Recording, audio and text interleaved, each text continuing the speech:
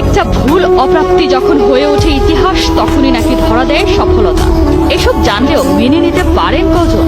1.5 যুগ ধরে টানা পারফর্ম করলেও গায়ে লেগে গিয়েছিল ট্যাগ, ভালো নেতা হতে পারলেন না এলএম ট্যাগ।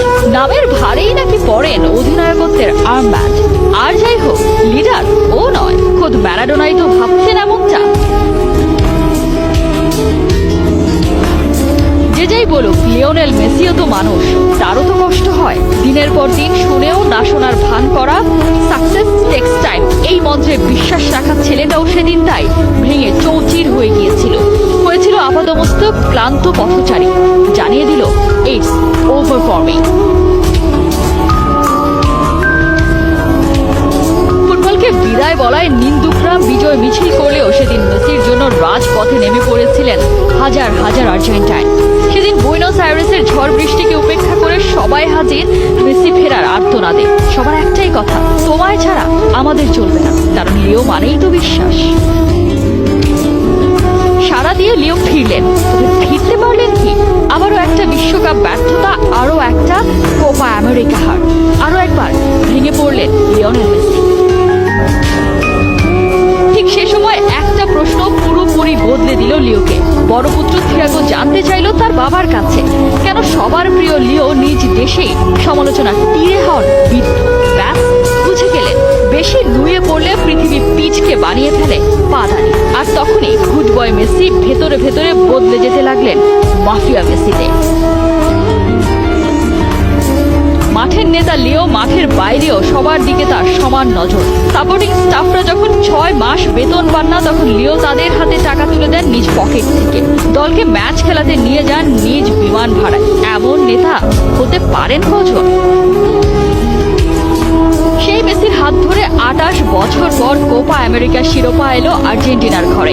36 বছরের শিরোপা খরা খোঁচাতে 36 ম্যাচে আনবিটেন থেকে মেসিরা এলো বিশ্বকাপে। এবার ওদের ঠেকায় কে? তবে যে গল্পের নায়ক মেসি, সে গল্পের স্ক্রিপ্ট লিখবেন স্বয়ং ঈশ্বর। আর সে গল্পের পরতে পরতে থাকবে শুধুই রোমাঞ্চ। সে গল্প আপনাকে হাসাবে, কাঁদাবে, গা শিউড়ে দেবে। সে গল্পটা হয়ে উঠবে একটা মহাকাব্য।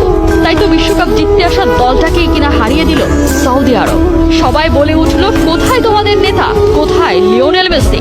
আবারও বুকের ভেতর যেন সেই ভায়োলিনওয়ালা করুণ সুরের ঝড় বইয়ে দিয়ে গেল, অথচ একটা গাছের পাতাও নড়ল না। তবে কি এখানেই শেষ? এবার আর লিও ভেঙে পড়েন। জানতেন এবারের এই যুদ্ধে তিনি আর নন নিঃসঙ্গ শেরপা। এখানে ডিপল হয়ে উঠেছেন বডিগার্ড। বলেন লিওর জন্য যুদ্ধে যেতেও রাজি। সেদিনের সেই ছোট্ট হুলিয়ান আলভারেজ বলেন, মেসির হয়ে মাঠে দৌড়াবো আমি। পারাদেসের দৃপ্ত কণ্ঠ, মেসির জন্যই জিততে চাই বিশ্বকাপ ট্রফি। মেসির প্রতি এমি মার্টিনেজের ওয়াদা, শুনে রাখো, গোল করতে গেলে আগে আমাকে করতে হবে। নেতার জন্য তারা মৃত্যুর সাথেও যুদ্ধে নামে।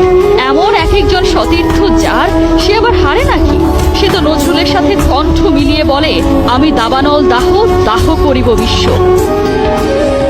হারেননি তো, ইতিহাস হতে দেয়নি কোনো পোয়েটিক ইনজাস্টিস। মিটে গেল দেনা পাওনার হিসাব নিকাশ। মেসির নেতৃত্বেই কাতারে লুটিয়ে পড়ল ইউরোপিয়ানদের দম্ভ। 7 রাজার ধন হাতে স্বর্গে পা রাখলেন রোজারিওর ছোট্ট গড়নের লা পুলগা। প্রাপ্তি অপ্রাপ্তির সমীকরণটা লিও মেলালেন ট্রফির গায়ে এই মিষ্টি চুমুয়েকে। অমরত্ব বরণ করে ঠোঁটের করে হাসি মেখে হয়তো জানিয়ে গেলেন, এই আমি এসেছিলাম ফুটবল দুনিয়ায় রাজ করতে।